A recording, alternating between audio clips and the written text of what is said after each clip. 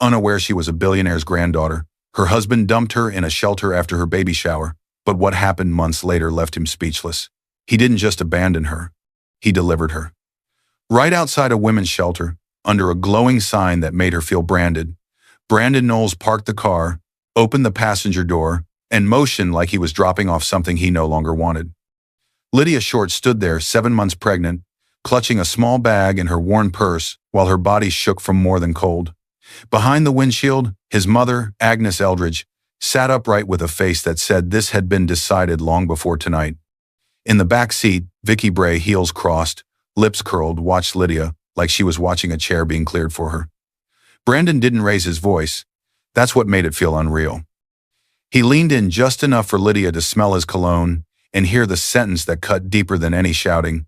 "You're not my problem anymore." Lydia's mouth opened, but no sound came. Her phone was useless. Her cards had already stopped working hours ago. Her home was already locked to her. And the worst part, she could still hear the baby shower music in her head, like a cruel echo.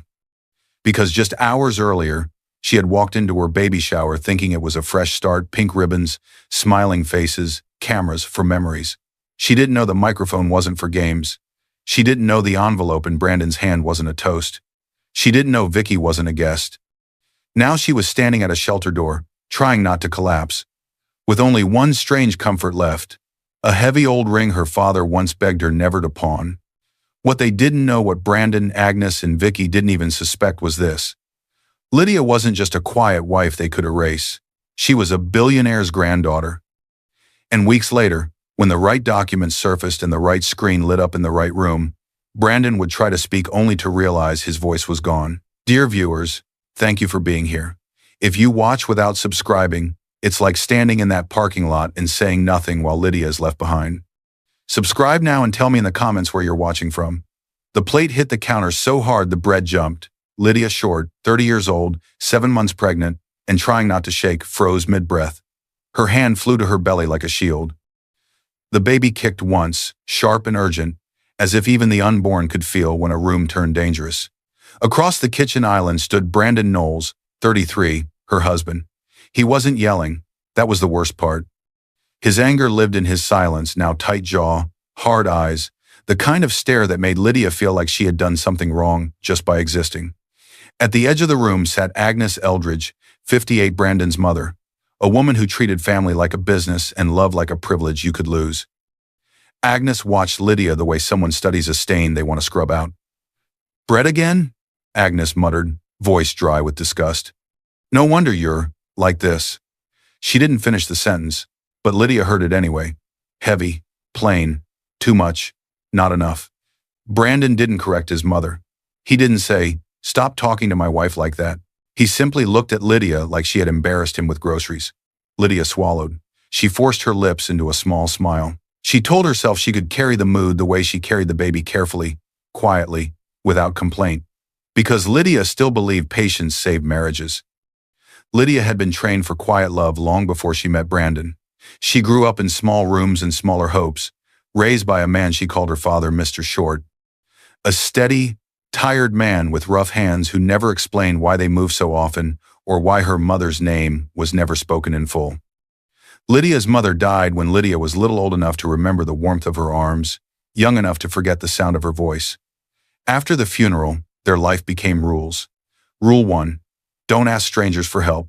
Rule 2, never brag. Rule 3 said in a voice that sounded like a warning and a prayer at the same time, we don't borrow pride from money. If Lydia asked why they lived so simply, Mr. Short would say simple was safe. If she asked why her mother never had family visiting, his face would tighten and he'd say, some families don't love, they own. Lydia didn't understand that sentence until she married Brandon. Brandon loved her at first like she was a fresh start, sweet, hardworking, grateful. He liked that she didn't demand. He liked that she didn't fight. He liked that she was easy to shape. And Lydia, starving for stability, gave him everything that proved devotion. She used her savings money she'd built from years of careful living to help Brandon pay for a professional course that boosted his career. She sold her old car, the one Mr. Short had left her, so Brandon could clear a debt that stressed him out. When Brandon insisted the lease and bills should stay in his name for credit reasons, Lydia agreed, believing marriage meant trust, not paperwork. What Lydia did keep because her father made her promise was a small jewelry box she never discussed. Inside was a heavy gold ring with a strange design. When he'd given it to her, Mr. Short had looked more serious than she'd ever seen him. Never pawn it, never trade it. If the world ever turns cold and you have nowhere to go, there's a women's shelter called Westbrook. Ask for a woman named Bertha. Show her this ring.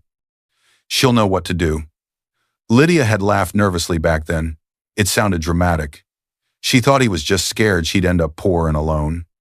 She never imagined the ring was part of a plan quietly written years ago, an identity buried on purpose, protected by law, locked behind DNA confirmation and conditions. A protective trust existed in her name, set to open fully when she turned 35, or early, if legal proof ever showed she'd been stripped of safety and support. She didn't know that. All she knew was she had married into a family that now looked at her like she was a mistake. Lydia turned back to the table and folded baby clothes, one tiny onesie at a time, smoothing each piece like it could smooth her life too. The nursery bag sat open nearby. She had been packing quietly, humming earlier, trying to keep her heart calm for the baby. But Brandon's presence had changed the air. He watched her from the doorway the way a manager watches an employee who keeps messing up. He used to touch her belly and smile. Now he mostly stared at his phone, as if something inside it mattered more than the life Lydia was carrying. Agnes didn't pretend to be kind anymore. She didn't need to. "You're always eating," Agnes said, eyes narrowing. "Then you wonder why you look tired." Lydia felt heat rise in her cheeks. She told herself not to react. Reacting gave Agnes power. Brandon finally spoke, low and cold. "Don't start drama, Lydia. Just don't embarrass me." Embarrass him, like her pregnancy was a public mistake. Like her body was a shameful project. Lydia opened her mouth, maybe to say she wasn't trying to embarrass anyone, maybe to ask what had changed, but the words died when Brandon's phone buzzed. He checked it fast. Turned the screen away. Lydia noticed anyway, the quick movement, the guarded posture, the way his eyes hardened, like the message had reminded him of something he wanted. She told herself not to imagine things, not to accuse, not to become the too emotional woman Agnes wanted her to be. Still, the baby kicked again, and Lydia's stomach tightened with a quiet, creeping warning. She remembered being 16, crying over a school friend who suddenly stopped talking to her. "Mr. Short had looked at her for a long time and said, "Some people keep you around only while you're useful. The moment you become inconvenient, they'll act like you never mattered." Lydia had hated that sentence. Now it came back like a bruise you forgot you had until someone pressed it. That night, when Agnes went to the guest room and Brandon disappeared into the hallway with his phone, Lydia quietly opened her jewelry box. Her fingers found the ring, heavy, cold, strange. She held it in her palm and felt foolish for needing comfort from metal. From the hallway, Agnes's voice drifted through the house, soft enough to be private, sharp enough to cut. "She's a liability," Agnes whispered to Brandon. "And once the baby comes, she'll be dead weight." There was a pause. Then Brandon's voice, quieter, agreeing without saying it outright. Lydia's breath caught. Her hand tightened around the ring. Brandon's phone buzzed again, closer this time. Lydia stepped into the hall before she could stop herself. She saw the name on the screen for half a second before Brandon's thumb covered it. Vicky. Brandon's face changed instantly, less irritation, more focus, like the message had purpose, like it was instructions. Agnes appeared behind him, eyes bright with a private satisfaction that made Lydia's skin go cold. "Answer," Agnes murmured. "Don't keep her waiting." Lydia stood there pregnant and silent, realizing something that made her throat go dry. This wasn't a marriage drifting apart. This was a plan unfolding, and the next person who stepped into their home wouldn't be a guest. She would be a replacement. Soon Lydia wouldn't just see that name on a screen. She would see Vicky Bray sitting where Lydia belonged. The front door opened without a knock. Lydia's whole body went still. The baby kicked hard, like a warning bell inside her. She was standing in the living room with a folded blanket in her hands when she heard heels, sharp, confident clicks moving across the floor, like the person already belonged there. Brandon didn't look surprised. That was the first punch. Agnes didn't even stand up. That was the second. Then the woman stepped into view. Vicky Bray, 32. Polished, slim, and smiling like she had already won, walked in wearing a fitted coat that looked expensive and a confidence that felt even more costly. She wasn't a friend, she wasn't a cousin, she wasn't anyone Lydia had ever met. But Vicky looked around Lydia's home as if she was inspecting a purchase. Lydia's mouth went dry. Brandon had said it would be a quick work thing, just paperwork, just a meeting, nothing personal. Yet Vicky's eyes landed on Lydia's belly and didn't soften. They sharpened, amused. "Oh," Vicky said lightly, as if she had just noticed a decoration. "So, you're really close." Lydia turned to Brandon, waiting for him to explain, waiting for him to look ashamed. He only adjusted his shirt and cleared his throat like he was the one being inconvenienced. "This is Vicky," Brandon said. His voice was calm, almost proud. "She's helping with business strategy, cleaning things up, cleaning, helping." Lydia had never heard those words inside her home before. Agnes finally spoke from her seat, voice smooth as a knife. "Don't stand there like a statue, Lydia. Offer her something. Offer her something." Like Vicky was a guest. Lydia's fingers tightened around the blanket. Politeness was the only armor she'd ever been taught. "Hi," Lydia managed. "Nice to meet you." Vicky smiled wider, but it didn't reach her eyes. "I'm sure it is." Lydia told herself not to panic. This could still be normal. Business people came and went. Brandon had been busy lately. Maybe this was just that, but nothing about the room felt normal. Brandon stayed close to Vicky, not Lydia. His body angled toward the other woman like that was where his attention lived now. And Agnes watched Lydia the way a supervisor watches a worker about to be replaced. Lydia saw it in the small things. Vicky didn't ask before she sat down. She chose the seat Lydia always used near Brandon, near the center. She crossed her legs slowly, as if she were settling into position. When Lydia moved toward her own seat, Agnes tapped the chair lightly with her fingers. "Let her sit there," Agnes said. "You can take the side." The side. Like Lydia was staff. Brandon didn't protest. He didn't say, "That's my wife's chair." He didn't even look at Lydia's face. He just said, "Yeah, it's fine. It's fine. It's fine." Lydia repeated it in her head like a prayer. Her heart beat too fast, like her body understood what her mind refused to accept. Vicky began talking about Brandon's work with an easy, practiced tone, like she belonged inside his life. "Your expenses are messy," Vicky said, pulling out a thin folder. "Some inefficiencies, some drains. Lydia heard the word and felt her stomach tighten. Vicky flipped a page and pointed at something. Brandon leaned closer to see, close enough that Lydia could smell Vicky's perfume from across the room. Agnes smiled like she was watching a performance she'd paid for. Lydia tried to make sense of it. She had supported Brandon. She had saved money for him. She had sacrificed. She had stayed quiet when he snapped. She had smiled through his distance. Wasn't that what devotion meant? Then Vicky said, in that same casual voice, "A lot of the spending patterns, they're emotional, not strategic. If you want investors to respect you, we have to remove that noise." Her eyes flicked to Lydia. The insult was gentle, dressed in professional words, but Lydia felt it land like a slap. Brandon nodded. "That's what I've been saying." Lydia's throat tightened. "He's been saying? Saying what about her?" Agnes leaned forward, voice dripping with fake concern. "Lydia doesn't understand how pressure works. She thinks life is feelings." Lydia's cheeks warmed with shame. She wanted to defend herself. She wanted to say she had been the one holding this home together while Brandon chased status. But the room was built against her. And the baby kicked again, hard, like it was demanding she protect them. Vicky wasn't loud. That was what made her dangerous. She spoke in numbers and reports. She used words like audit, risk, financial hygiene. She made it sound official, like Lydia's existence could be measured and reduced. Vicky glanced around the living room. "This space could be optimized too," she said, smiling. "Less clutter, less softness. Lydia knew she meant her. Brandon laughed, a short laugh that cut. "You should see how she packs baby stuff, like we're opening a daycare." He used to smile at the baby clothes. He used to hold them up and joke about tiny socks. Now he made her joy sound stupid. Agnes added quietly, "He needs a partner who won't hold him back. Someone who understands the numbers."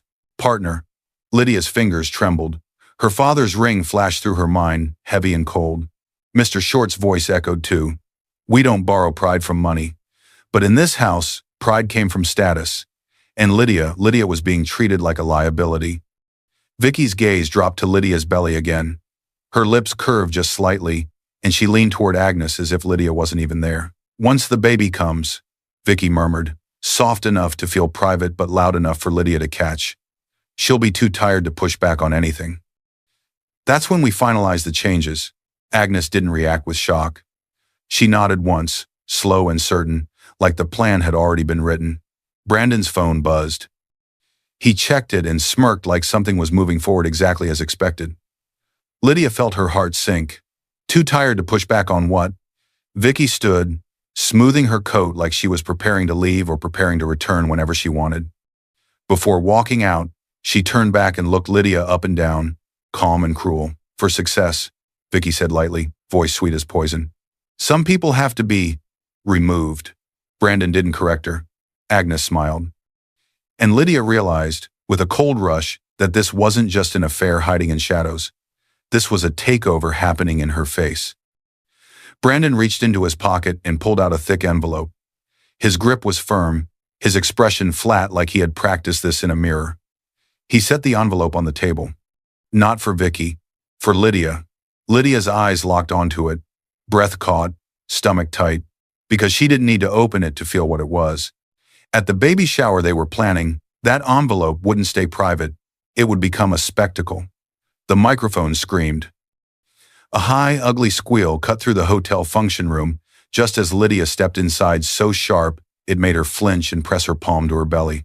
The baby jolted, startled too. Cameras flashed at the same time, bright bursts of light that made Lydia blink like she'd walked into a stage, not a celebration. For half a second she couldn't breathe. Then she saw the decorations, pink ribbons, balloons, shiny welcome baby letters, and forced her lungs to work again. "It's just a baby shower," she told herself. "It's supposed to be happy." But the way people looked at her didn't feel happy. It felt curious, waiting, like they were watching a show that hadn't started yet. Lydia's eyes searched the crowd until she found Brandon. He stood near the front, close to the microphone stand, one hand on a thick envelope. His grip was too tight. His shoulders were too stiff.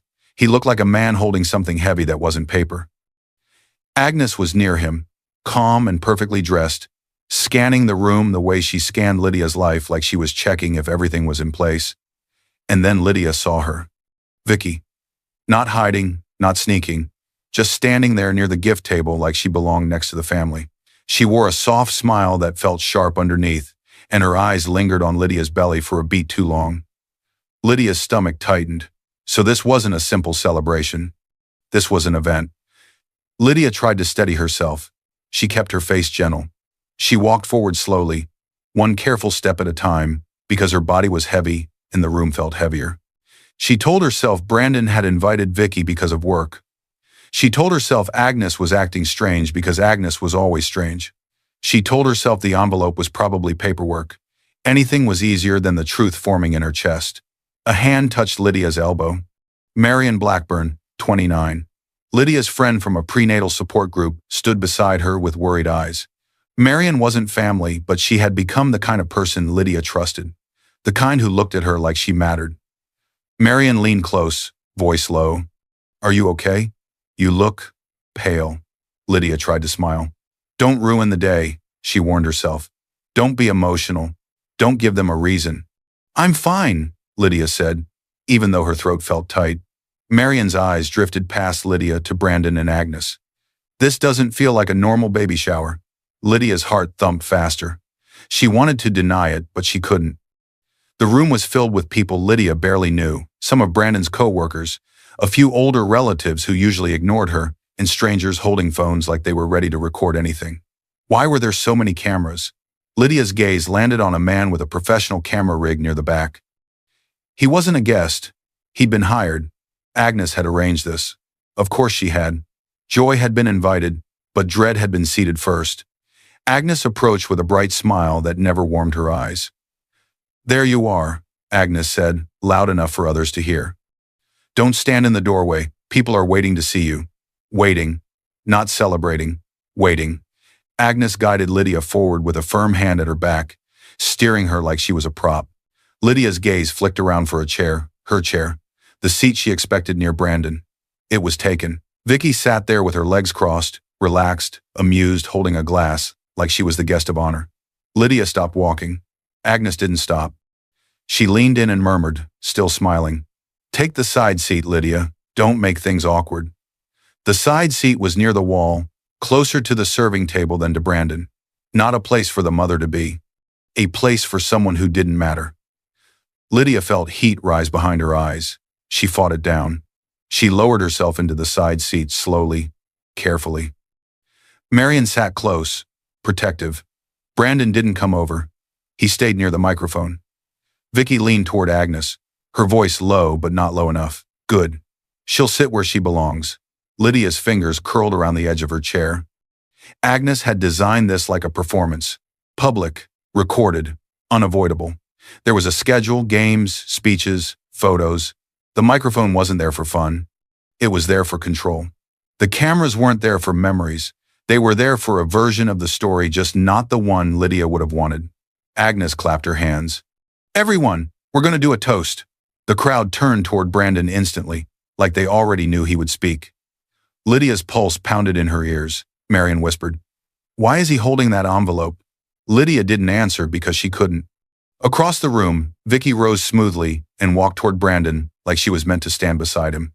She didn't ask permission. She didn't hesitate. She took her place. Agnes stepped behind them, perfectly positioned, close enough to guide, far enough to look supportive. Lydia tried to catch Brandon's eyes. Just one glance, one sign he was still her husband. But Brandon stared at the microphone like it was the only thing that mattered. Brandon tapped the microphone. A dull thud echoed in the speakers.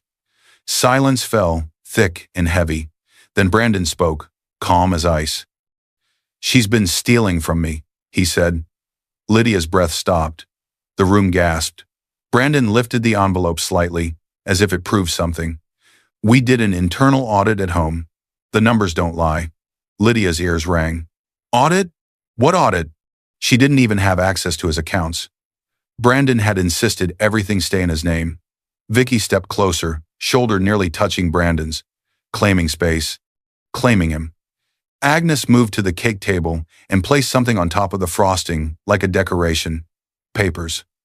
Lydia recognized the shape before she understood. Divorce papers. Agnes smiled at the crowd. "It's time for my son to be free of this burden," she said, like she was talking about trash, not a person. Lydia couldn't move. Marion's hand gripped Lydia's arm. "Lydia, what is this?" Lydia's mouth opened, but no sound came. Then Lydia's chair scraped suddenly. Someone behind her pulled it back fast enough to make her jolt. Her heart slammed. The baby kicked hard. Lydia turned, panicked, and saw two venue security guards stepping in from the side, quiet, trained, already instructed. Brandon didn't look at Lydia with regret. He looked at her like a problem he had finally decided to remove. Lydia stood slowly, trembling, one hand on her belly, the other reaching instinctively toward her purse where her father's heavy ring sat hidden inside, cold against the lining. Brandon's voice cut through the silence again. "Escort her out," he said. Security stepped closer. Marion moved in front of Lydia without thinking, brave and terrified at the same time. "You can't throw her out, she's pregnant." One of the guards spoke low, apologetic. "Ma'am, the event organizer says you need to leave. We're just following orders." Lydia realized in one horrifying flash that Brandon wasn't going to stop, he was going to finish. And while the crowd watched her fall, Lydia didn't know something else was already being taken from her, something that would make the night outside feel even colder. The card reader beeped once, then flashed declined in bright red letters. Lydia's stomach dropped so fast it felt like the floor moved. She stood at the small payment booth near the hotel parking exit, still shaking from being forced out of her own baby shower, still hearing the crowd's gasps in her ears. Her hands trembled as she pushed the card forward again, desperate, like the machine might suddenly grow mercy. The attendant's eyes softened with pity. "It's not going through." Lydia tried a second card, another beep, another denial. Outside, the wind felt too sharp for her skin. One of the security guards lingered near the doors, watching like she was a problem that hadn't been fully removed yet. Lydia's phone buzzed. A message from Brandon. "Brandon, don't use the cards. I canceled everything. Canceled.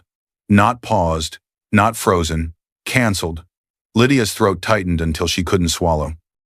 The baby kicked hard, like it was protesting the panic rising in her body. She clutched her belly and forced air into her lungs. She needed to leave. She needed to go home. Even if it was humiliating, even if it meant begging, at least home had a bed. She started toward the street to call a taxi. Before she could raise her arm, Brandon's black car rolled up like a shadow. The window lowered halfway. His face was calm, too calm. In the passenger seat sat Agnes, watching Lydia with that same cold satisfaction, like the day had gone exactly as planned. In the back seat, legs crossed, lipstick perfect, Vicky stared out the window, as if Lydia was a stranger on the street. Lydia's heart slammed. This wasn't help. This was the next step. Brandon got out. One of the security guards moved with him, more out of habit than threat, then stopped when Brandon waved him off. The guard stepped back toward the hotel. Brandon spoke without warmth. "Get in." Lydia's lips parted. She wanted to ask, "Where are we going?" She wanted to ask, "Why are you doing this?" She wanted to ask how a man who once promised to protect her could look at her like she was unwanted furniture.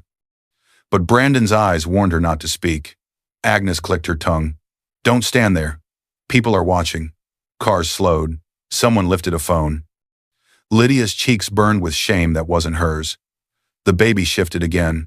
Fear swallowed her pride.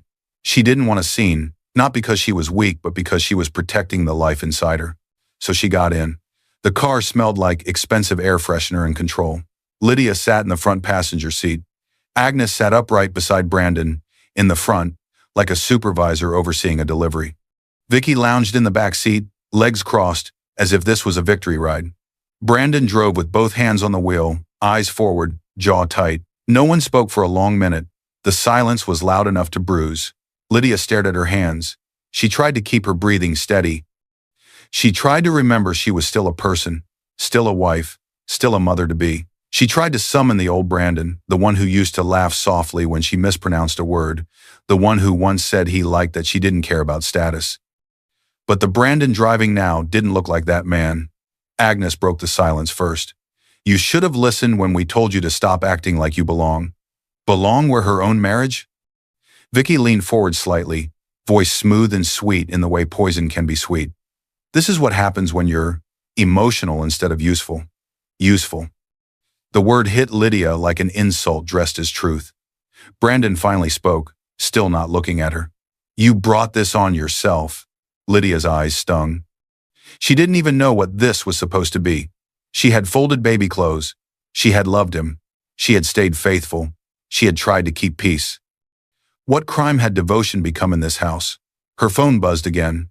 Another message from Brandon, sent earlier, appeared when she checked the screen. "Brandon, don't try to go back to the house." Lydia turned her head slowly. "The house?" Brandon's voice stayed flat. "Locks were changed this afternoon." Changed. A simple sentence that meant, you have no door, you have no room, you have no place. In her mind, Lydia saw Vicky walking through the room she had cleaned, touching the baby things Lydia had bought, sitting where Lydia had sat. The thought made her stomach twist.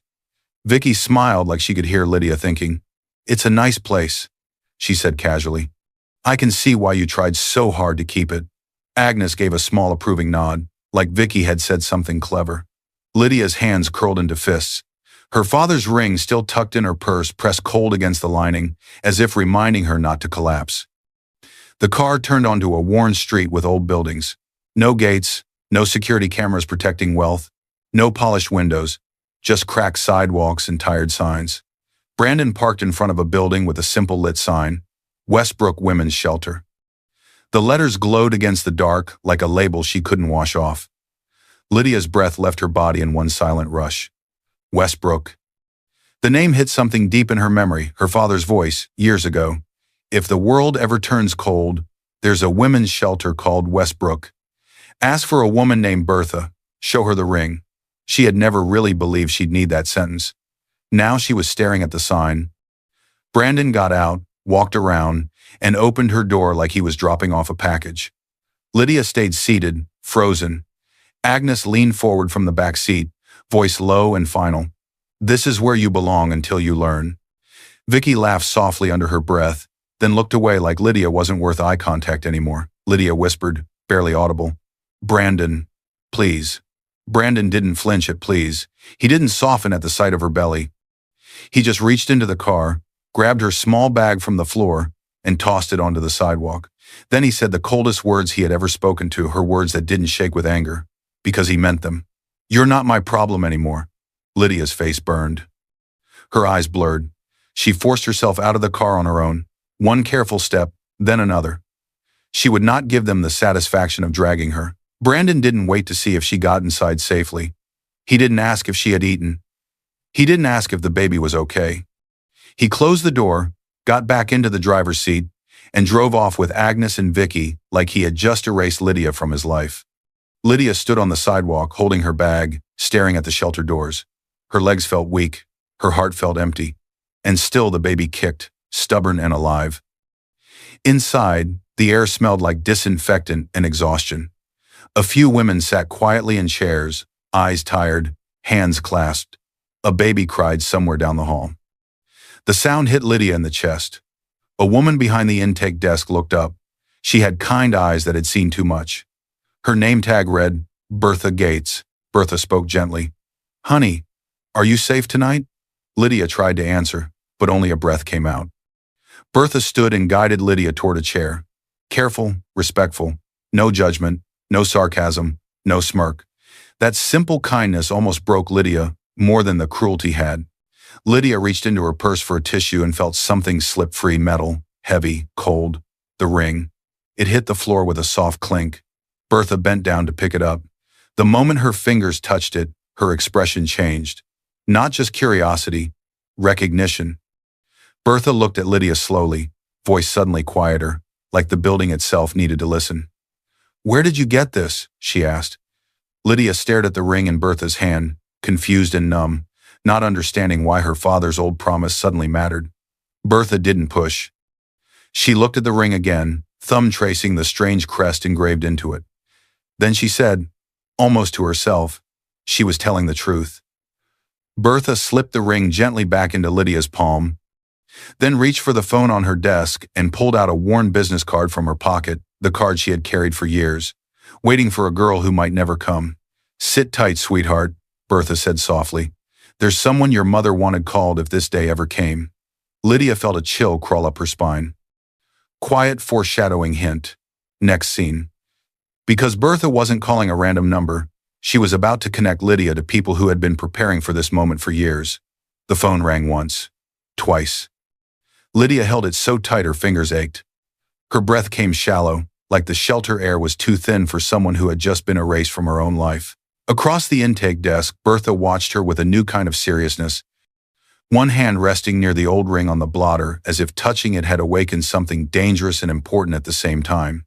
The ring had been her father's warning. Now it felt like a key. They were in a small office off the main hallway, away from the noise. It was the next morning. Lydia had spent the night in a narrow bed, waking every hour to the sound of strange doors and distant crying. The baby had rolled and kicked through the night, as if reminding her, "Don't disappear." As soon as Bertha started her shift, she had brought Lydia straight here.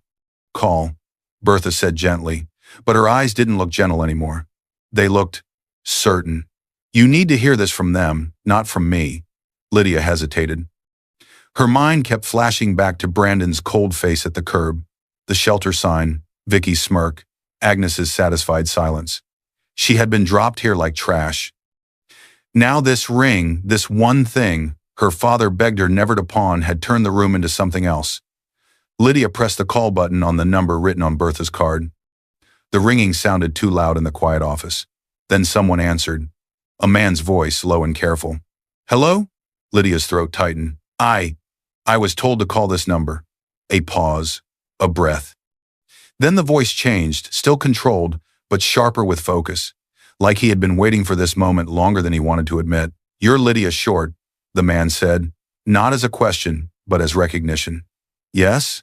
Lydia went still. The baby kicked once, hard, like the truth had touched them both. "Yes," Lydia whispered. "Who are you?" "My name is Samuel Dillon," he said. "I'm a private investigator for an estate law firm. And you've been missing from a very powerful family's records. Lydia felt her blood turn cold. Missing. Powerful family.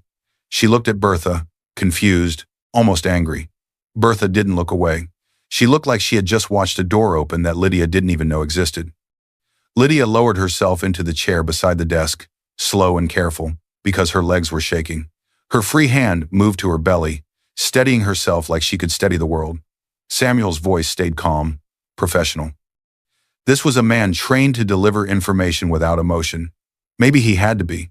Maybe people like him handled lives like paperwork. I work for an estate attorney, Samuel said.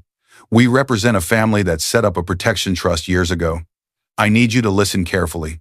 Estate. Lydia almost laughed, but nothing came out. An estate had nothing to do with her life. She had been raised on thrift stores and quiet rules. She had been taught to survive without asking for help. The word estate belonged to other people. I think you've made a mistake, Lydia said. My father? Samuel interrupted gently, like he'd heard this exact line before. The man who raised you may not be the man who fathered you. Lydia's chest tightened like someone had pressed down on her ribs. The room tilted in a way that made her grip the phone harder. Bertha slid a cup of water toward her. Lydia didn't drink it. Her eyes stayed on the ring on the desk. Samuel continued. That ring. You have it. That confirms something we've been trying to confirm for years. It was my father's, Lydia said quietly. Exactly, Samuel replied. He was part of the safety plan. Safety plan. Lydia stared at the wall behind Bertha like it might explain what her life had been hiding. Her mind flashed back to Mr. Short's strange warnings. Some families don't love, they own. The way he moved them. The way he never spoke about Lydia's mother's past. Lydia's voice shook. Why would anyone need a safety plan for me? Samuel's pause was short but heavy. Because your mother ran, he said, and the family she ran from doesn't lose track of blood. Lydia's breath caught. Her mother had never been described as someone who ran. She had always been spoken of like a fragile memory, like a sad story, not a woman fleeing something powerful. Who are they? Lydia whispered. Samuel didn't say the name yet. He didn't rush. He sounded like he knew this truth could crack someone open if dropped too fast. A wealthy family, he said carefully. Your grandfather is alive. He is extremely well known. And you are his biological granddaughter. Lydia's throat tightened so much she couldn't speak. Granddaughter. Her mind fought it instantly. No, that was impossible. That was movie stuff, not Lydia's life. But her body reacted before her logic could. She started shaking. Samuel's voice lowered, quieter now, as if he understood she was hanging over a cliff. Your mother made a legal request years ago, he explained. She asked that the family never approach you directly while you were young. She wanted you to grow up away from all of it. Lydia's eyes stung. So they just agreed? They didn't agree because they were kind, Samuel said. They agreed because she forced it into the trust documents. She created conditions, DNA confirmation, age requirements, and a protective fund. There it was again, a trust. Samuel continued, most of the main trust stays locked until you turn 35. That was your mother's rule. But she added early release triggers for your safety moments where we're allowed to step in sooner if your life becomes dangerous. Lydia swallowed. What kind of triggers? Another pause. Then Samuel said it plainly. Financial abandonment by a spouse, he said. Documented public humiliation can also qualify. When Bertha called and explained what happened to you last night, and then confirmed the ring, it activated the protection clause. Legally, we're required to contact you. Lydia's whole body went cold.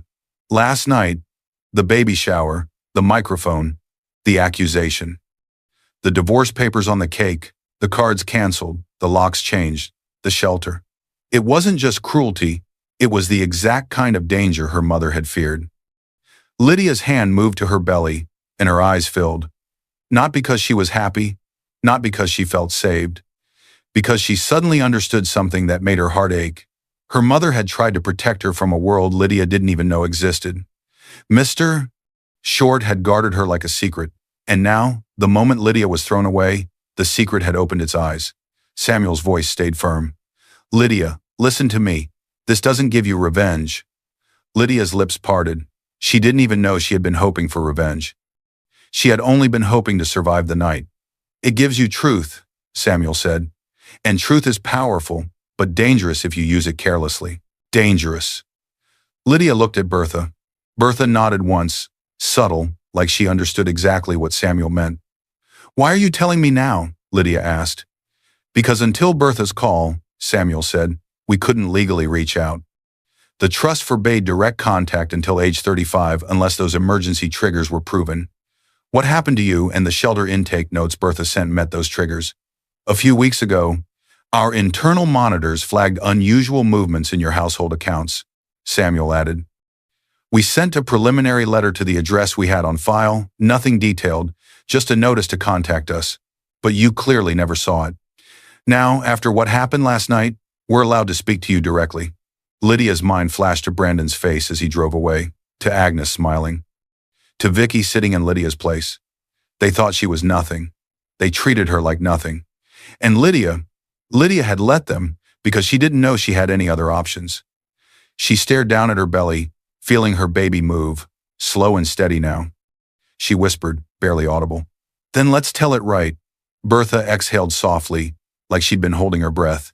Samuel's voice sharpened again. Good. Because the next step is evidence. I need you to remember everything. Names, times, witnesses, anything you saw, anything you heard. My firm will send a family law attorney to you today. You won't be doing this alone. Evidence. Lydia swallowed. Her fear didn't disappear. It shifted shape. It became focus. Samuel spoke one final line that made Lydia's skin prickle. One more thing, he said. If they threw you away this fast, it means they're hiding something bigger than an affair. Lydia's heart thumped hard. Samuel's voice lowered. Brandon and the woman you saw, Vicky, have already moved money into outside accounts. What they did at the baby shower wasn't the first attack. Lydia's mouth went dry. The baby kicked again, like it had heard the word attack and understood it meant danger. Lydia stared at the ring on the desk, suddenly terrified of how much power could be attached to one piece of metal. Outside the little office, the shelter hallway stayed quiet. But Lydia felt it, the invisible shift in the world. Like someone out there had just realized Lydia was no longer alone. Quiet foreshadowing, hint, next scene. And the very next step would not be a screaming confrontation, but a silent investigation that turned her pain into proof. The folder hit the table like a judge's gavel. Lydia flinched, not from fear this time, but from the weight of what she was about to see. It was 3 days after Brandon had dumped her at the shelter. 3 days of thin mattresses, shared bathrooms, and nurses telling her to rest while her mind refused to sleep. 3 days since Bertha handed her a phone and a ring and connected her to a man named Samuel Dillon.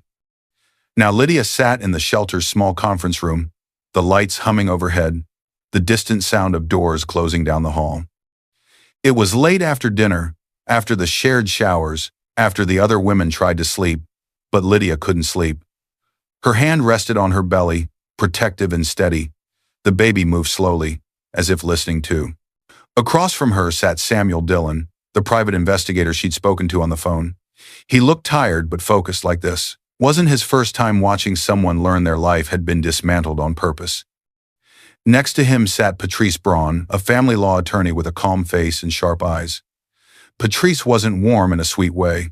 She was warm in a safe way. The kind of person who didn't panic because panic was useless.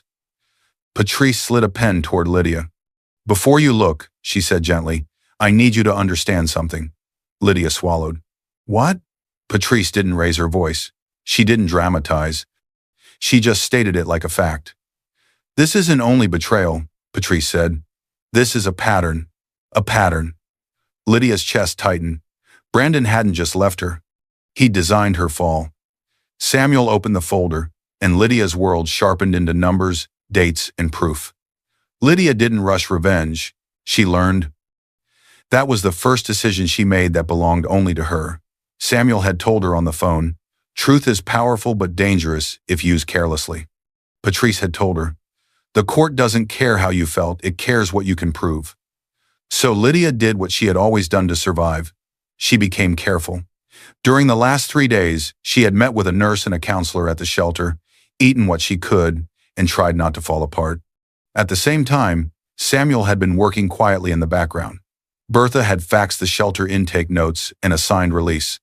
Lydia had signed an authorization so Samuel and Patrice could pull any records tied to her name and marriage.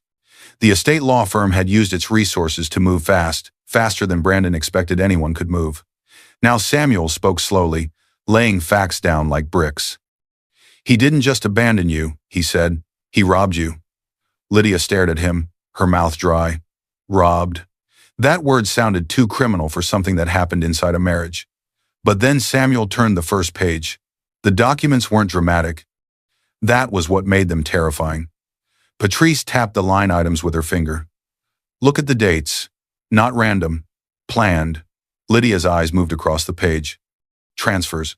Withdrawals. The amounts weren't small. They were deliberate, done in chunks, just small enough to avoid automatic alerts. Lydia remembered Brandon acting stressed those weeks, snapping at her for buying baby wipes, telling her to budget better, making her feel guilty for wanting a second pack of tiny socks. He had made her feel like a burden while he emptied the ground under her feet. Samuel slid a second page forward. This is where it went. Lydia's breath caught. The account names looked harmless, like consulting firms, like business services, but Samuel had traced ownership. "Her name doesn't appear on the top line," Samuel said, "but it shows up in the registration filings, signatures, authorizations." "That's Vicky." Patrice's voice stayed calm. "That matters, because it shows intent." Intent? Rage rose in Lydia. Not loud rage, clean rage. The kind that didn't scream. The kind that moved quietly toward justice. Samuel pulled out printed emails and spreadsheets. Lydia saw her own name written like a crime. Irregular spending, unapproved transfers, emotional purchases. Her stomach turned. "That's why Brandon said the audit confirmed it at the baby shower," Patrice explained. "They created their own proof. A script. The microphone. The cameras. The speech. They hadn't been reacting to Lydia. They had been performing against her." Patrice placed another paper in front of Lydia. A written statement with Agnes's signature, claiming she had personally seen Lydia take funds and heard Lydia admit to misusing money. Lydia's hands tightened into fists. "She lied," Lydia whispered. "Or she signed what someone else drafted," Patrice said.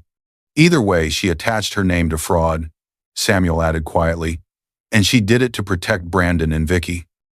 Or to protect the image she wanted for her son. To protect them." Lydia thought of Agnes whispering, "Liability. Dead weight." Agnes hadn't just disliked Lydia. She had wanted Lydia erased. Patrice slid a notebook toward Lydia. "Now it's your turn." Lydia blinked. Patrice's voice softened just slightly. "You lived it. The court needs your timeline, and Samuel needs your details. You will help build the case." Lydia stared down at the blank page. For a moment she felt like she couldn't breathe, like writing it would make it real all over again. But she picked up the pen anyway. She wrote, "Baby shower date, who was present, what Brandon said, where Agnes stood, where Vicky stood." The moment security approached the text, "Don't use the cards." I canceled everything. The text, "Don't try to go back to the house." The drive, the shelter sign, the ring falling, Bertha's face, she wrote until her hand cramped. Samuel watched without interrupting, like he respected that this wasn't just evidence. It was Lydia taking her life back line by line. Near the end of the folder, Lydia noticed a photo that made her breath catch. A security camera still. A trash bin behind the house she was no longer allowed to enter. A hand dropping something into it. The image was grainy, but the object was clear. A burned envelope, edges black, seal half melted. Samuel tapped the printout. "We pulled this from a neighbor's outdoor camera," he said. "The camera covers the alley behind your old place." Lydia leaned closer, heart pounding. Her name was faintly visible on the envelope, and the seal, an embossed mark, looked expensive, official, old. It matched the crest on her ring. Lydia's fingers went cold. "Why would an estate send me anything?" she whispered. Patrice's eyes narrowed. "Because they were trying to reach you, and somebody didn't want you to get it." Samuel's voice lowered. This was dated several weeks before the baby shower. Someone intercepted it and tried to destroy it. Lydia's mind flashed to Vicky's confident smile. The way she walked through Lydia's home like a buyer. The way she said, "Some people have to be removed." Lydia swallowed hard. Vicky didn't just want Brandon. Vicky wanted whatever Brandon believed Lydia didn't have. and she had burned evidence to keep Lydia powerless. Patrice closed the folder slowly and looked Lydia in the eyes. "I can file for divorce and emergency protection," Patrice said. "Abandonment, financial abuse, fraud. If we do this right, you won't just walk away, you'll expose them." "Expose." Samuel leaned forward, voice tight. "There's one more problem. Whoever burned that envelope understood what the seal meant." Lydia's throat tightened. "What do you mean?" Samuel didn't soften it. "It means Vicky may already know you're connected to a very wealthy estate. Even if she doesn't know the full story, she knows enough to be dangerous." Lydia's stomach dropped. The baby kicked once hard, sudden. Patrice's voice went quiet, serious. "We need to confirm who you are on paper. DNA test. Chain of custody. Once that result comes back, they won't just be facing your word, they'll be facing your name." Lydia stared at the burned seal on the photo, heart racing. Because if someone had tried this hard to keep a letter from her, then the truth inside it could change everything. And when the lab results finally arrive, the sentence at the top of the page will overturn everything Lydia thought she knew about herself. The lab results are back. Samuel's voice cut through the small shelter meeting room like a blade. Lydia's pen stopped midline. Her hand went to her belly without thinking, protective and steady at the same time. The baby shifted, slow but firm, like it felt the room tighten. Patrice didn't speak yet. She just slid a sealed packet across the table toward Lydia. It wasn't the kind of envelope that held ordinary news. It had weight. It carried the same embossed crest she'd seen on the burned envelope photo and on her ring. The estate seal. Lydia's throat went dry. This wasn't shelter gossip. This wasn't a coincidence. This was a door opening. Samuel's eyes stayed on Lydia's face. He looked like a man who had seen people crumble at truths like this. "Before you open it," he said, "you need to know it answers the biggest question." Lydia's fingers trembled as she broke the seal. The first page was clinical names, codes, chain of custody notes. Patrice had insisted on that part. Everything had to be clean, provable, usable later. A nurse at the shelter had taken Lydia's DNA swab under witness. The sample had been delivered to a certified lab, no shortcuts. Then Lydia's eyes landed on one line. DNA, match confirmed. Her heart stuttered. She pressed her palm to her belly. The baby kicked once, sharp. Lydia's breath caught like she had been punched from the inside. Patrice's voice came softly, steady. "It's confirmed, Lydia." Samuel added, lower, almost careful. "You are who the records say you are." Lydia's lips parted, but no sound came out. For a moment, Lydia couldn't feel the chair under her. She couldn't hear the hallway noise. She only heard her father's voice, "Mister." Short so clear it felt like he was standing behind her. "We don't borrow pride from money." She used to think that rule was about being humble. Now she wondered if it was about staying hidden. Her mind pulled up old scenes like broken film clips. Her father moving them quietly whenever someone asked too many questions. Her father never letting her post family details online, even when it seemed harmless. Her father's face tightening whenever a fancy car parked too long on their street. Her father's hands shaking a little when he pressed the ring into hers. "If you ever have nowhere to go, find Bertha at Westbrook." Lydia looked down at her hand. The ring sat there now, heavy and cold, as if it had been waiting for this exact moment to become more than jewelry. Patrice watched Lydia gently. "Do you want me to read the letter from the estate attorney out loud?" she asked. "Or do you want to read it yourself?" "Letter. So there really was a letter, the one someone burned." Lydia nodded, barely able to move her head. Patrice turned the page. "This is from the estate attorney," Patrice explained. "He represents your grandfather's legal interests and the trust arrangements linked to your birth family. He's not here in person, but he's available on speaker if you want to ask questions." Samuel had already set the phone on the table. One button, and the attorney could speak into Lydia's life like a judge. Patrice began reading, voice clear. "Miss Lydia Short, if you are reading this, it means the conditions of your protection trust have been activated." Protection trust. Lydia's stomach tightened again. People needed protection from threats, from predators, from families that didn't love they owned. Patrice read the next part slowly, letting it land. "You are the confirmed biological granddaughter of Greg Woodward." The name hit Lydia like a wave. She knew it. Not personally, but the way everyone knew names that lived on buildings and news headlines. Greg Woodward, a billionaire known for building an empire from nothing and for never forgiving cruelty used as power. Lydia's eyes filled, not with joy, not with greed, with grief, because her mother had been close enough to that world to run from it, and Lydia had spent her whole life thinking she was small on purpose. Patrice continued, "You are the only living granddaughter listed under our verified records. Only." Lydia's fingers curled around the paper. Only meant lonely. It meant chosen. It meant responsibility she never asked for. Samuel spoke softly, like he was stepping carefully over broken glass. "Your mother hid you," he said. "Your grandfather respected those terms until the trust's emergency conditions triggered. That's the legal line your mother drew. It held for years." Lydia's heart squeezed. Her mother had fought in a way Lydia never knew. Mr. Short had carried the secret at great cost. Patrice reached the final paragraph and paused, as if even she felt the weight of it. Then she read the sentence that turned Lydia's skin to goosebumps. "Power should arrive only when dignity is stripped." Lydia closed her eyes. Everything clicked. The baby shower humiliation, the fake audit, the cameras, the cards canceled, the locks changed, the shelter drop, the intake notes. They had stripped her dignity to the bone, and the trust this hidden protection had woken up the moment she hit the ground. Lydia opened her eyes and looked at Samuel. "So Vicky burned the letter because she didn't want you to know you had a shield," Samuel finished. "She may not know all the details, but she saw the seal and understood enough to panic."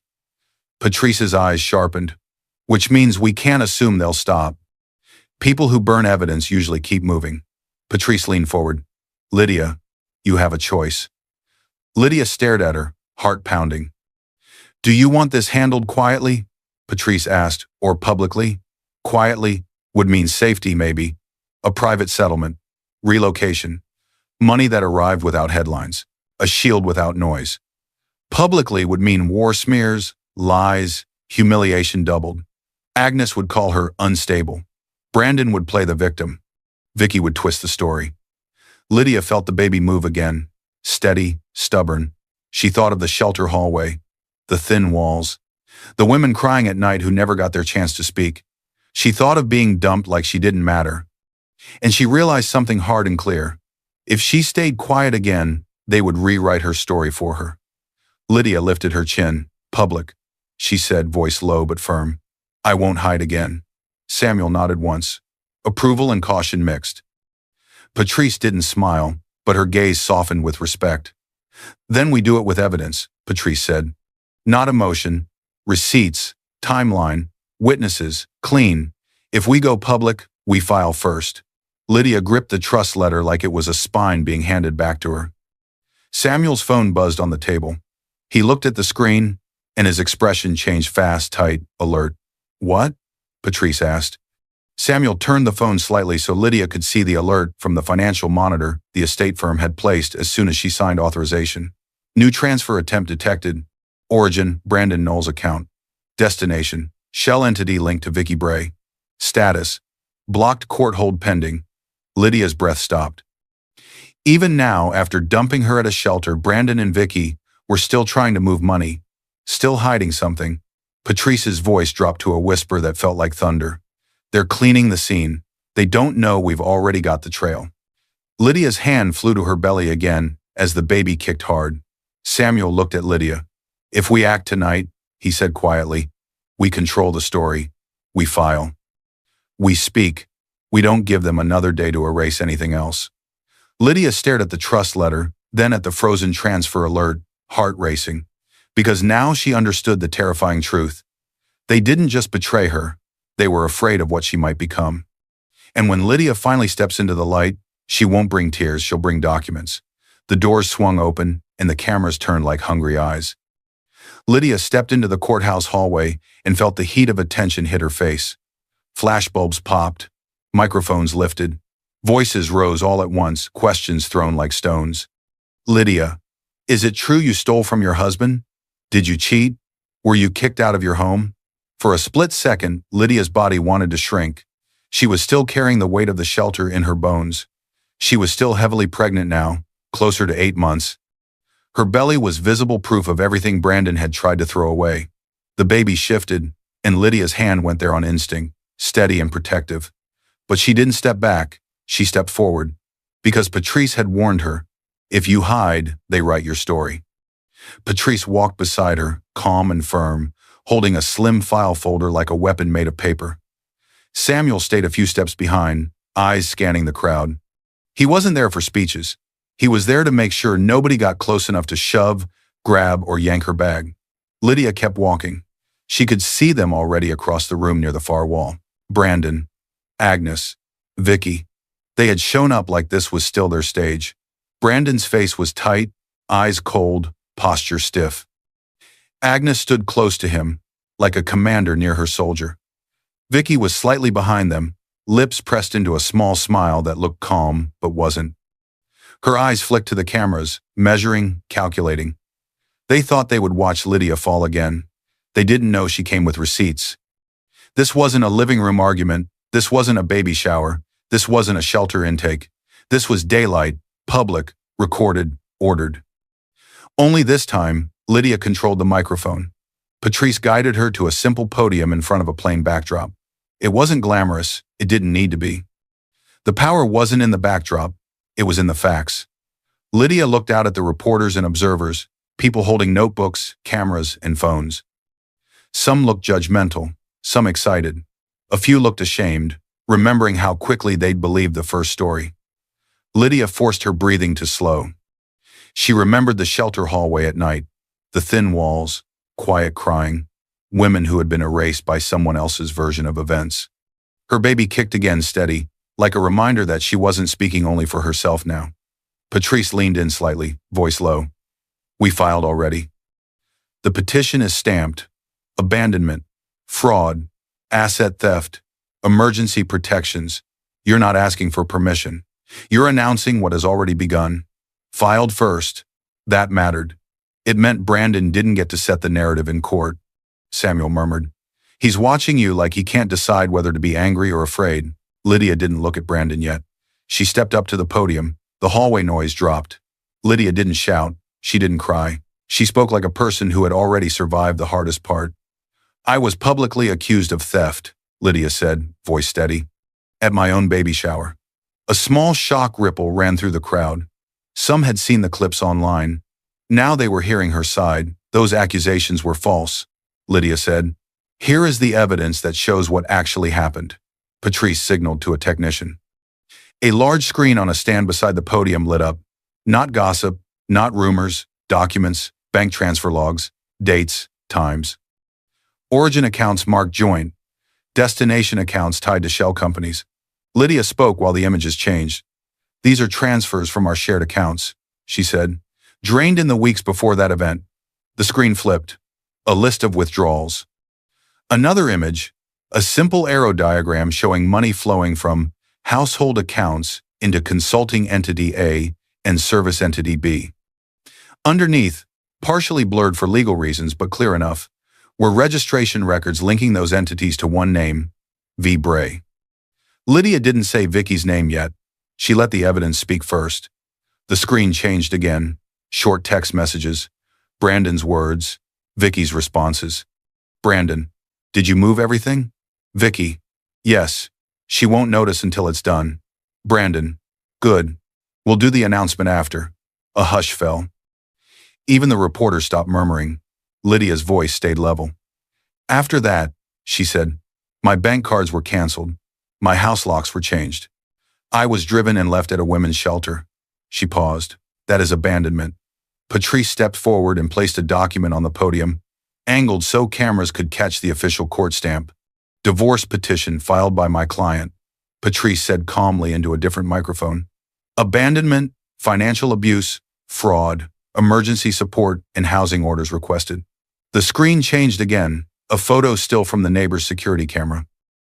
A hand dropping a half-burned envelope into a trash bin. Lydia's name visible, the estate seal half melted. On the other side of the hallway, a reporter shoved a microphone toward Brandon.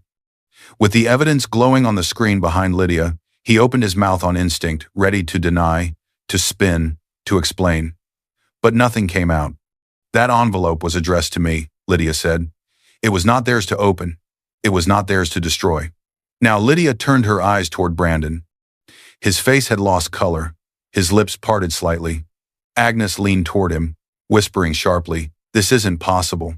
but her voice sounded smaller than usual. Vicky took a step back. Not in shock. In calculation. Her eyes moved across the screen, then toward the exits, then toward the nearest camera like she was adding up how much of herself she could still save. Lydia looked back at the reporters. "I am not asking for pity," she said. "I am asking for the truth to be seen. I have cooperated with investigation. I will continue to cooperate with the court." Patrice placed a brief, steadying hand on Lydia's shoulder. Samuel's attention stayed glued to Vicky. Vicky's fingers slid to her phone, quick and subtle. A message, a warning, a plan. Vicky was not the type to lose quietly. As Lydia stepped away from the podium, a reporter shouted one last question louder than the rest. "Lydia, who is your family? Why was there an estate seal on that letter?" The hallway seemed to freeze. Brandon's head snapped up. Agnes stiffened like she'd been slapped. Vicky's eyes narrowed sharply, like she had just realized the one part of the story she hadn't understood. Lydia's heart pounded. The baby kicked hard. Patrice leaned close, voice low and urgent. "Don't answer that here. Not yet. That belongs in court, under oath, where they can't twist it." Lydia swallowed. Because she knew the next fight wasn't about marriage anymore. It was about power and blood. And Brandon, watching her now like he'd never truly seen her, looked terrified of what the court might uncover. And when the courtroom doors close, the truth won't be told in words first. It will be told in signatures, timestamps, and a verdict waiting to drop. The judge's gavel cracked once, and the sound sliced through the courtroom like a final warning. Lydia's whole body tightened. Her hand went to her belly without thinking. The baby shifted, steady but firm, as if even the unborn understood that this room could change everything with a single sentence. Across the aisle, Brandon stared straight ahead, his face stiff and pale. He wasn't smirking. He wasn't performing confidence. The news clip of Lydia's statement had spread fast. The documents had already been filed. Out there, he could bluster. In here, evidence ruled. Agnes sat behind him, clutching her purse too tight, jaw set like she could hold reality back with force. And Vicky sat 2 rows behind them, posture perfect, legs crossed like she was attending a lecture, not a hearing that could crush her. But her eyes were too alert. They moved too much. She kept watching the door like a person already planning her exit. Lydia didn't look at them for long. She looked forward. Because Patrice had told her, in court, emotion is allowed, evidence decides, and Lydia had brought evidence. The courtroom felt colder than the shelter ever had. The shelter was loud with pain. This room was quiet with power. Observers filled the benches, some reporters, some law students, some strangers who had followed the story. Phones were off, cameras were limited, but attention was focused. Lydia sat beside Patrice, shoulders straight, breathing slow. She wore a simple dress and held a small folder in her lap like it was a lifeline. She wasn't there to put on a show. She was there to stand behind the work she had already done. Patrice stood when the judge called the case. The judge didn't smile. The judge didn't frown. The judge looked down at the file like it had already spoken. Lydia could hear the rustle of papers, the scratch of a pen, the faint cough of someone trying not to make noise. Brandon's lawyer stood too, trying to look confident. But his voice came out a little too fast, a little too high, when he started his objections as if he could feel the ground shifting under his client's feet. Brandon didn't look at Lydia. He didn't dare. It wasn't because he felt guilty. It was because he couldn't read her anymore. Lydia used to be predictable, soft, apologetic, a woman he could call too emotional and expect to shrink. Now she sat like someone who'd had her dignity stripped and then given back with documents and signatures. Patrice didn't talk long. She didn't need to. She stood and said one sentence that sounded simple but carried a hammer inside it. "Abandonment during late pregnancy," Patrice began, voice steady, "paired with financial abuse and coordinated fraud. Late pregnancy was medically significant. She had doctor's notes, shelter intake notes, dates." The judge's eyes narrowed slightly. Patrice handed over the timeline Lydia had written in scene 6. It was neat, detailed, with names, times, locations, and witnesses. The judge scanned it. Then came the bank records, joint accounts drained before the baby shower, transfers into shell companies linked to Vicky, messages talking about moving everything before the announcement. Then the falsified audit, the spreadsheets, the sent emails, metadata showing they were created on Vicky's laptop, not by a neutral accountant. Then Agnes's signed statement claiming she had seen Lydia take funds and heard Lydia admit it with no date, no context, and no way to make it match the bank data. Then the neighbor's camera still, the burned envelope, Lydia's name, the estate seal, each piece connected to the next like a chain. Brandon's lawyer tried to argue misunderstanding, confusion, emotional reaction. He tried to say Brandon thought Lydia had other money and was acting in anger. The judge lifted a hand. Anger does not justify abandonment, the judge said simply. Or fraud. One word kept appearing in the judge's questions. Why? Why did the money need to be moved secretly? Why was Lydia removed from her home without access to funds? Why were false documents created? Brandon's answers didn't match the paper in front of the judge. The judge glanced at Lydia. Miss Short, the judge said, using the name on the file. Do you wish to add anything? Lydia's heart pounded. She rose slowly. Her belly felt heavier. Her hands were steady. She didn't look at Brandon first. She faced the bench. Yes, Lydia said quietly. She didn't scream. She didn't perform. She spoke the way she had at the podium, calm, because the evidence was already shouting for her. I was accused publicly of theft, Lydia said. I was removed from my own celebration and treated like I was nothing. Then my access to money was cut off. My home was locked. I was driven to a shelter and left there. A hush moved through the room. I don't want revenge, she added. I want protection for myself and my child, and I want the record to show what actually happened. The judge nodded once. You may sit, the judge said. Lydia sat. Brandon finally turned his head just enough to see her profile. For the first time, he looked unsure. Not because his conscience had awakened, because he realized she had become someone he could not control. The judge didn't look at Brandon when delivering the decision. That was the cruelest part. Brandon had built his identity around being at the center, being seen, being respected. Now the judge treated him like one file among many. Judgment granted, the judge said. 3 impacts landed like stones dropped in water. Shared assets, frozen under court supervision. Referral to financial crimes investigators. Divorce granted on grounds of abandonment and financial abuse. No long speech, no lecture, just consequences. Brandon's face drained, his mouth opened slightly. He tried to speak. Nothing came out that could change the ink on the page. Guilt wasn't the issue anymore. Proof was. Agnes clutched her purse tighter, eyes darting around the courtroom like she was searching for someone to argue with. But outside her own house, her voice carried no automatic power. Vicky stood slowly. Lydia watched her from the corner of her eye. Vicky smoothed her jacket like she was leaving a boring meeting. Then she walked out. No apology, no explanation, no glance at Brandon, just an exit clean and cold. Brandon turned his head sharply, panic flickering. His hand twitched, like he wanted to call her name. But Vicky didn't turn around. Not once. The courtroom doors closed behind Vicky with a soft click that sounded louder than the gavel. Lydia's stomach tightened, not with fear for herself now, but with the realization that Vicky wasn't leaving because she felt guilty. She was leaving because she was free. Samuel leaned toward Patrice and whispered, just loud enough for Lydia to hear, "She's running. And if she runs, she doesn't just take shame, she takes whatever money and records she managed to pull aside before the freeze." Lydia's heart thumped.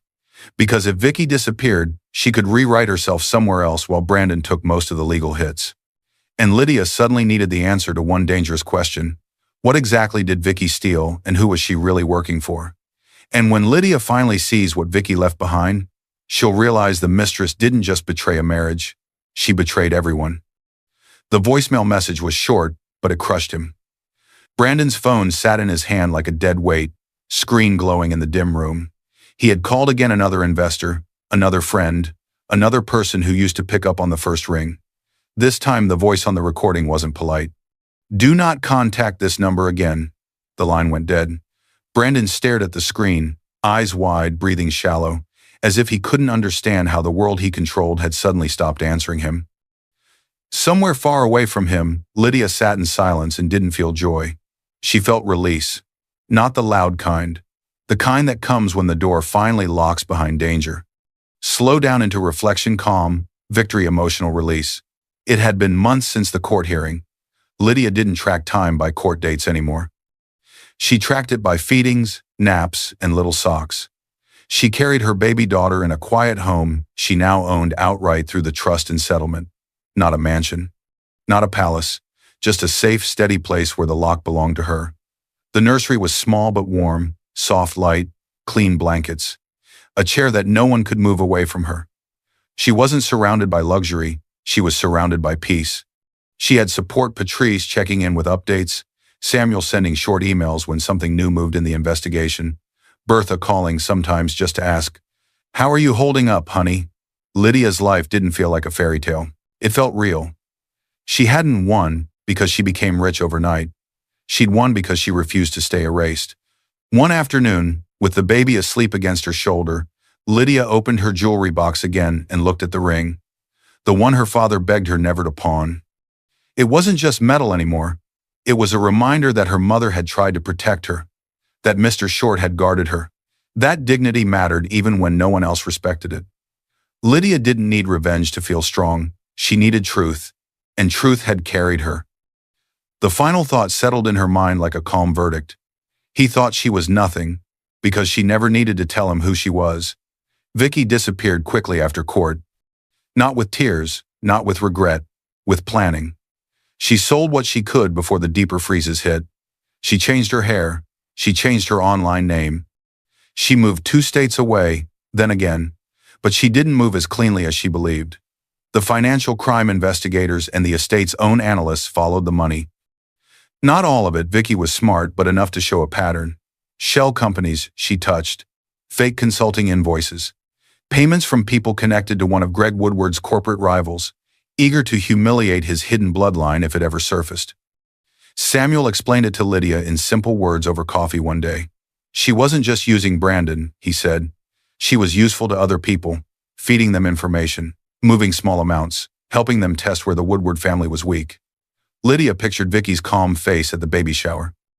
The way she said, "For success, some people have to be removed." The way she sat in Lydia's chair without shame. Now Vicky had removed herself. She could run, but she couldn't erase all her fingerprints. And the more they uncovered, the clearer it became. Vicky didn't just betray a marriage. She betrayed everyone. Brandon's collapse wasn't one dramatic explosion. It was silence. Calls not returned. Meetings canceled. People too busy. The same co-workers who clapped at the baby shower, who watched Lydia be escorted out, who recorded on their phones, those people vanished from Brandon's life the moment consequences arrived. Nobody wanted to be tied to fraud. Agnes tried to steady him.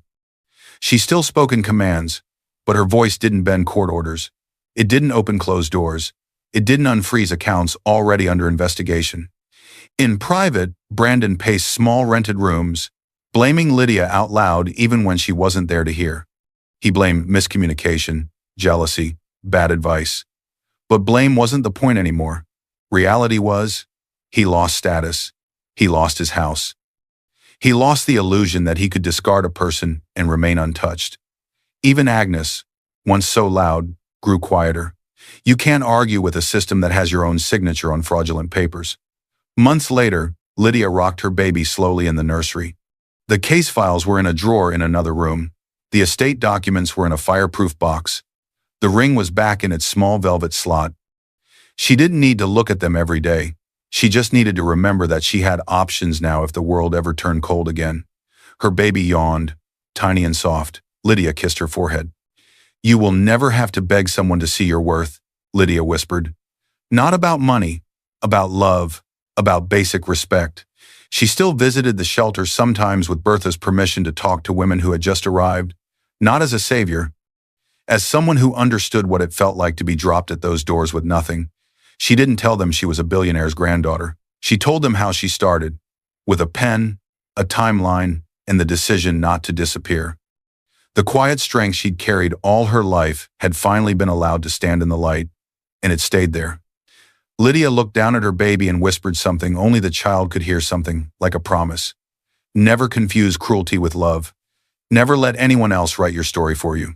Somewhere far away, Brandon sat with a silent phone and a shrinking circle of people who would still answer him, finally understanding that the woman he dumped at a shelter had not been weak. She had been hidden, and hidden strength, once revealed, doesn't go back into the dark. The investigation into Vicky and the rival company didn't end with Lydia's divorce. It was only getting started, because the next set of documents, already being prepared in another quiet office, would reveal exactly who had helped Vicky climb into Lydia's life in the first place and how close they had come to destroying more than one woman's future.